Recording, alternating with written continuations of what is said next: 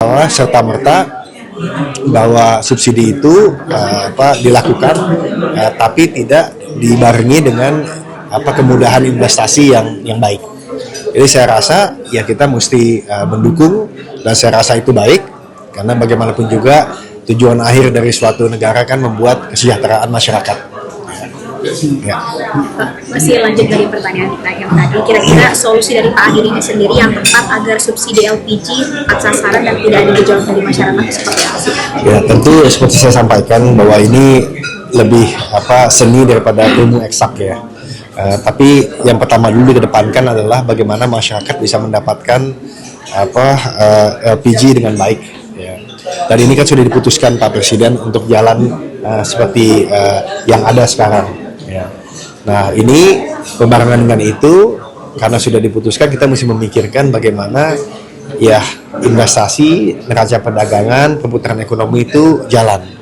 Dan disinilah Kadin selalu berusaha bersama pemerintah untuk memastikan bahwa ya itu semua dapat terlaksana, baik dari masukan-masukan kebijakan, dari real sektor apa saja kesulitannya, karena memang kalau kita lihat ekonomi ini bisa bertumbuh di atas 5%. Tapi kita tahu bahwa tantangannya ialah di kelas menengah bawah.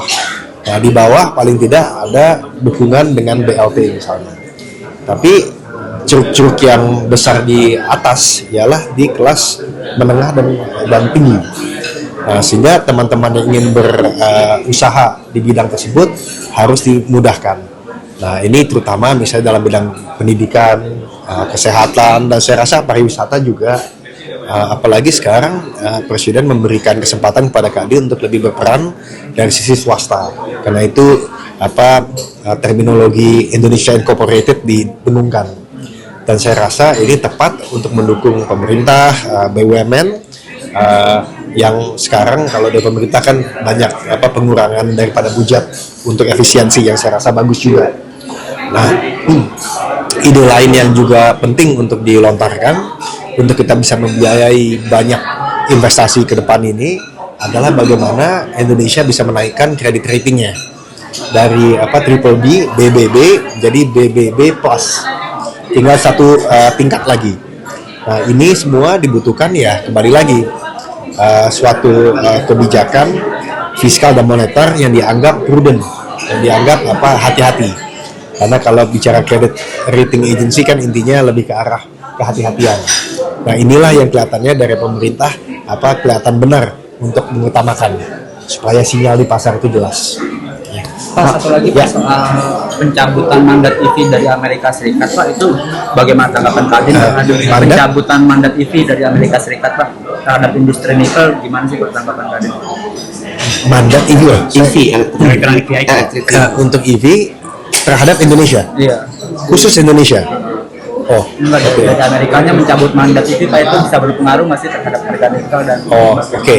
Saya mesti pelajari lebih lanjut, tapi saya tahu dua hal, bahwa yang namanya nikel itu tetap dibutuhkan. Yang namanya nikel itu tetap dibutuhkan untuk kepentingan electric vehicle atau kendaraan listrik, ya kan? Termasuk oleh Amerika, sehingga hubungan antara Indonesia dan Amerika walaupun tidak ada free trade agreement, yang diusahakan adalah critical mineral agreement. Nah, tapi yang kedua, kita tahu bahwa tipe dari negosiasi Presiden Trump adalah berbasis tarif. Nah, sekarang tinggal kita lihat bagaimana kelanjutannya, karena kita lihat kayak upaya penaikan tarif ke Meksiko dan Kanada itu diundur 1 bulan misalnya. Nah, ini adalah bagian dari negosiasi, tapi yang pasti ujungnya nikel itu suatu yang sangat dibutuhkan, mineral kritis untuk electric vehicle, terutama baterainya. Ya. Akan tetapi tarif itu secara umum tidak baik untuk global supply chain. Nah, bagaimana impact buat Indonesia? Kita lihat kemarin kita hitung itu kalau tidak salah angkanya 0,2% dari seluruh PDB, tidak besar.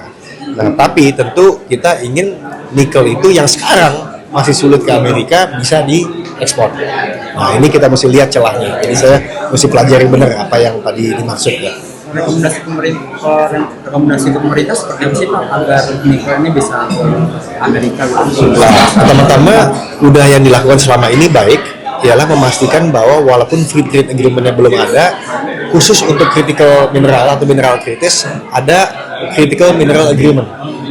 Yang saya rasa kalau bilateral mungkin bisa terbuka dari Amerika untuk mensikapinya, karena kelihatannya mereka pada saat ini dengan Presiden Trump lebih suka bilateral ya.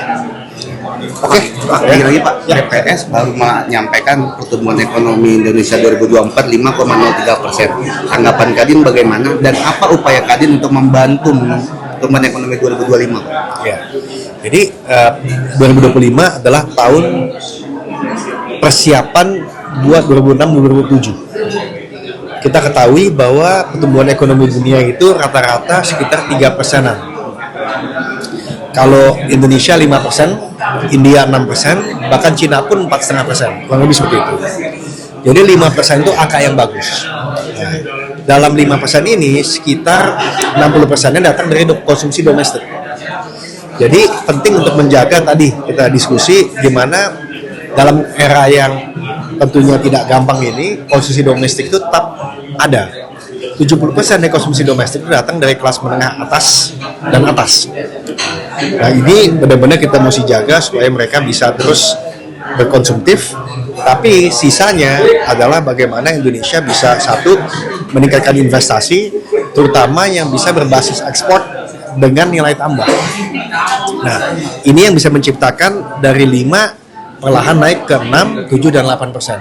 Tapi tidak bisa seketika. Nah, penting sekali semua itu mesti ada pendanaannya.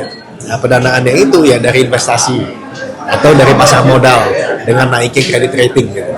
Ya, Terima kasih ya Pak.